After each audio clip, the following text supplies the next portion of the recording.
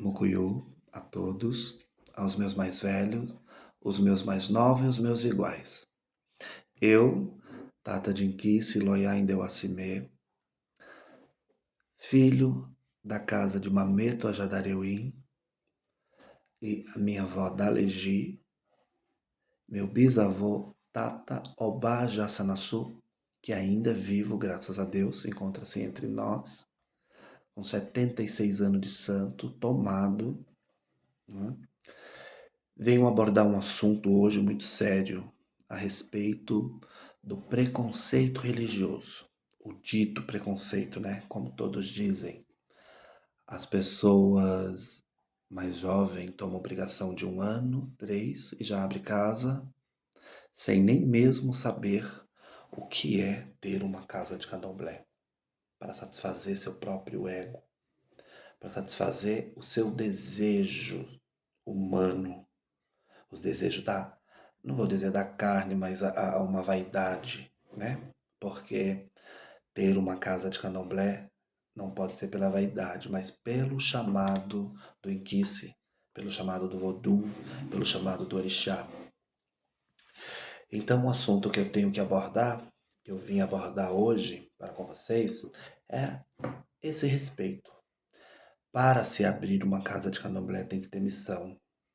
E você sabe que ao entrar ao candomblé, você já ciente, depois que rapa, você está ciente que toda a preparação será feita para um tata de inquice e não para um ebome da casa. Pois bem, hoje tem muitos assuntos abordados nas redes sociais a respeito.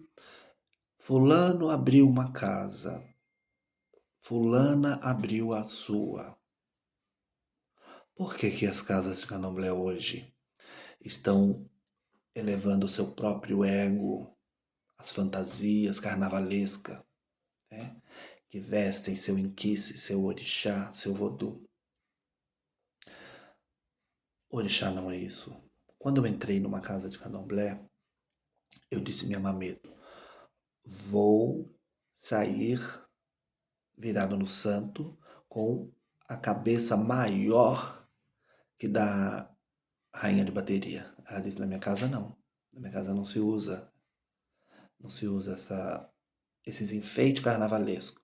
Ah, Tateto, mas por que o senhor diz o enfeite carnavalesco? Porque não procede. O inquice, ele não usa esse tipo de adorno. Ele usa tudo conforme a sua origem. O inquice, ele usa um adê, ele usa uma peitaça, uma tamba, depois do 7, usa o cobre, porque ela é uma guerreira, então ela usa o adê de cobre e usa a peitaça, né? Então isso não é uma vaidade do Iaô, do Muzenza, né? É algo que ela traz para si e consigo, não o que eu quero pôr nela, não o que eu quero pôr em Coce, não o que eu quero pôr em Congobila.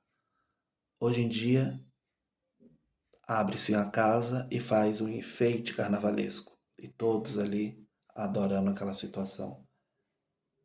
Tem um vento ali? O inquice, o orixá está presente. Muitas das vezes você não sente nada. Eu já fui em casa, já visitei muitas casas, onde que a presença do orixá, porque eram casas de gueto, a presença do orixá é muito forte. Porque você vê que as pessoas estão cultuando os deuses da natureza, os orixás, os inquices, e não cultuando a si próprio. Hoje falamos muito sobre o ego. O ego é o meu querer e não querer do sagrado. Quando adentramos a casa de candomblé, temos que ter ciência que tudo que comanda ali dentro é o sagrado, não é o dinheiro. Quem tem mais sai melhor. Quem tem menos muitas das vezes não sai, nem saída tem, né? Já ouvi falar em muitas casas assim. Porém, o que cultuamos dentro de nós é o sagrado. E por cultuar o sagrado, devemos seguir um padrão espiritual. O que o sagrado me pedir, eu faço. Nada além disso. A vaidade deixamos de lado, porque a vaidade pertence a nós, humano, e não ao Inquice, não ao Orixá, não ao Vodum. Eu já tive conversando com pessoas que dizem assim: se eu ganho na loteria, se eu ganhar na loteria, eu vou vestir meu santo de ouro. Não é pecado, mas também você tem que saber: o Orixá aceita ser coberto de ouro? O Orixá aceita todo esse enfeite em cima dele?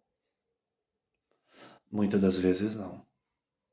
Então eu não posso fazer aquilo que o Orixá não queira, né? Então por isso que muitos se perderam e se perde na vaidade.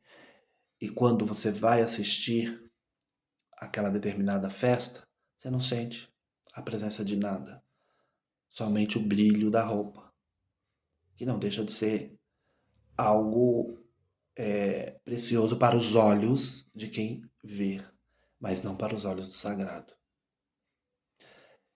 Eu vou abordar, conforme eu for fazendo os vídeos, eu vou abordar vários assuntos e depois terá uma live onde que todos poderão fazer perguntas e estarei respondendo diante dos meus conhecimentos.